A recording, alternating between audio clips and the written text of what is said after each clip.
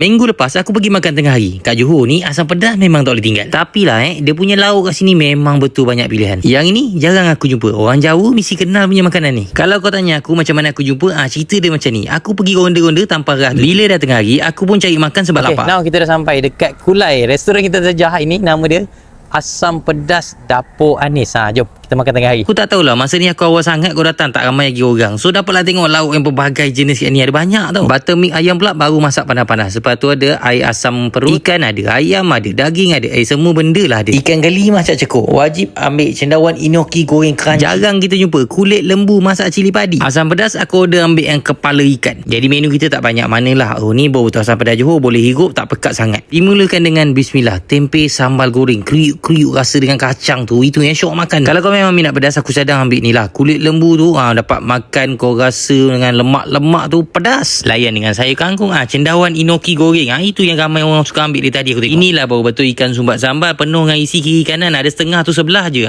Rasa pun cukup rasa makan dengan nasi. Pedas lagi kau makan ayam cili padi. Baru kau tahu rasa berasap kepala pedas macam mana. Borak pasal asam pedas mana-mana, aku cakap asam pedas Johor juga tetap di hati. Cukup rasa memang elok dihirup. Tapi berasap kepedasan berpeluh aku makan ni. Air macam-macam ada. Tapi aku ambil jambu asam boy. Ini yang biasa kita layan kan. Tapi kalau air free ada juga kat sini. Dan kau nak layan keropok-keropok jajan-jajan, ambil je percuma. Nak makanan lain pun macam-macam. Ayam penyet ada, nasi ayam ada, laksa Johor ada, ikan siakap goreng pun ada. Macam itulah cerita aku. Jadi aku pulang dengan hati yang senang, perut dah penuh.